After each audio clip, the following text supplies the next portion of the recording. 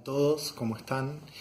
El video de hoy se lo voy a dedicar a una cuestión un poco controversial. Tiene que ver con esto de que hay ciertas artes, ciertas ciencias o ciertas prácticas que para muchos pueden predecir el futuro.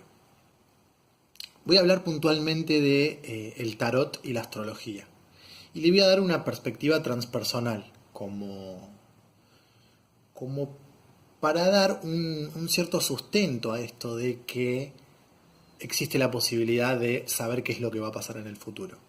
Para las ciencias más duras, eh, si existiera la posibilidad de predecir o de tener en cuenta en realidad todas las variables, uno podría saber qué es lo que va a suceder porque sabe que si tiene en cuenta todo lo posible en un momento dado, lo que sigue es una única cosa. Es decir, la velocidad del viento, el lugar desde el que viene, la posición en la que se encuentra una determinada cosa. Si yo voy sumando todos esos pequeños detalles, podría saber qué es lo que va a suceder. Para la psicología transpersonal, como saben, además de haber un inconsciente personal, hay un inconsciente transpersonal o colectivo, que es la unificación de todos los inconscientes. Entonces, mientras nuestra parte consciente registra todo lo que nosotros necesitamos para sobrevivir, porque no dejamos de tener una parte de nuestro cerebro más primitiva y animal, que lo que le importa es sobrevivir, desecha esta parte consciente todo aquello, todo que le ocupe lugar o energía para ocuparse de nuestra supervivencia. ¿A dónde va todo eso? A nuestro inconsciente. Y nuestro inconsciente no se pierde de nada de lo que registramos.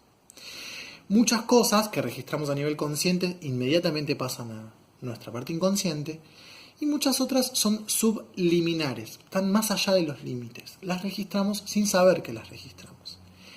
En ese momento donde nuestra parte inconsciente, que registró todo lo que tiene que registrar, elaboró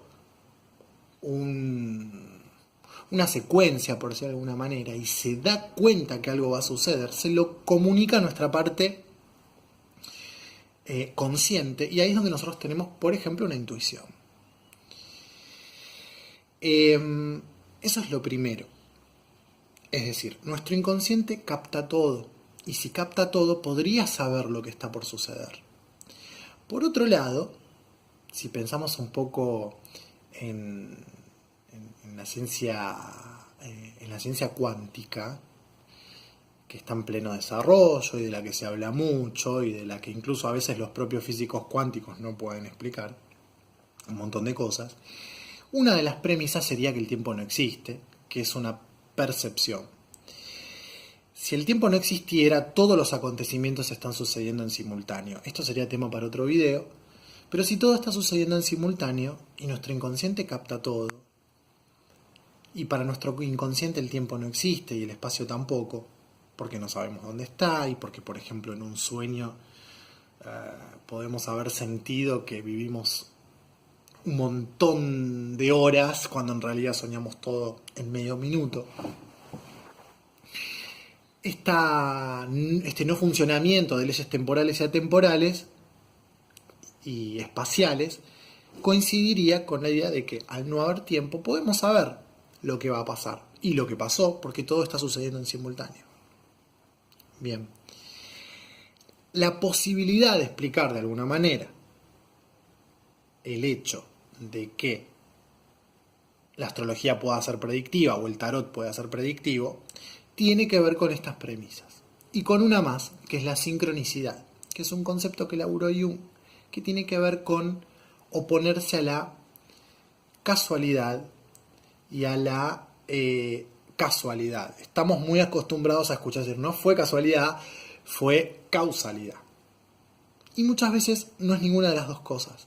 Una causalidad es algo que genera otra cosa. Si yo empujo un vaso que está sobre la mesa, acto seguido el vaso se cae. Causa y efecto. Cuando es casualidad, son dos cosas que no tienen nada que ver una con la otra. Es casual. Es un caso. Ahora, la sincronicidad habla de que hay una causa y efecto que no vemos en algo que sucedió de casualidad. Voy a poner un ejemplo para que quede más claro. La sincronicidad nos habla de dos acontecimientos que nosotros racionalmente no podemos vincular causalmente. Pero nuestra psiquis le encuentra un significado simbólico. Y ese significado que nuestra psiquis le encuentra, que nuestro inconsciente le encuentra, moviliza cosas muy profundas. Para los que son menos escépticos, incluso uno puede decir que toda esa energía psíquica pone en movimiento cuestiones en nuestro exterior. Y como decía Carl Gustav Jung, no soy lo suficientemente necio como para negar aquello que no puedo explicar. ¿Y a quién no le pasó que estaba pensando en el hermano y el hermano nos llamó? Creo que o por ejemplo, que te hayan hablado de un autor que no conocías y te encontrás con ese libro en una librería o se te cayó un estante porque incluso lo tenías en tu casa. Más que poner nuestras energías en entender por qué suceden estas cosas, estaría bueno poner la energía en ver qué nos pasa a nosotros con ese simbolismo. ¿Por qué si yo estaba pensando en mi hermano él llamó? ¿Qué me pasa a mí con eso? ¿O por qué apareció este libro en mi vida cuando si hubiese aparecido una semana anterior no le hubiera dado bola porque jamás me habían hablado de ese autor? Creo que eso es enriquecedor y nos ayuda a conocernos a nosotros mismos. Si vamos ahora a lo que les propuse en un comienzo, que tiene que ver con el tarot y la astrología, para la psicología transpersonal, la forma de aproximarnos a la astrología tiene que ver con el lenguaje simbólico, lo mismo que con el tarot, sobre todo con los arcanos mayores. Cuando uno hace su propia carta astral, o la carta astral de otro, y sabe hablar el lenguaje de la astrología, que por otro lado, para Jung la astrología fue la forma en que las personas, el ser humano, fue la forma que encontró de expresar todo un conocimiento psicológico cuando la psicología todavía no existía. Por eso Carl Gustav Jung se dedicó a estudiar la psicología como un lenguaje simbólico. La psicología, que hoy por hoy hay corrientes que la abordan desde lo psicológico, sobre todo en Argentina Caruti, altamente recomendable sus libros.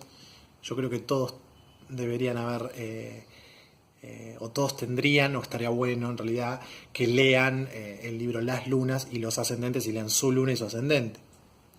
En este caso, vamos a poner de ejemplo el ascendente y la luna.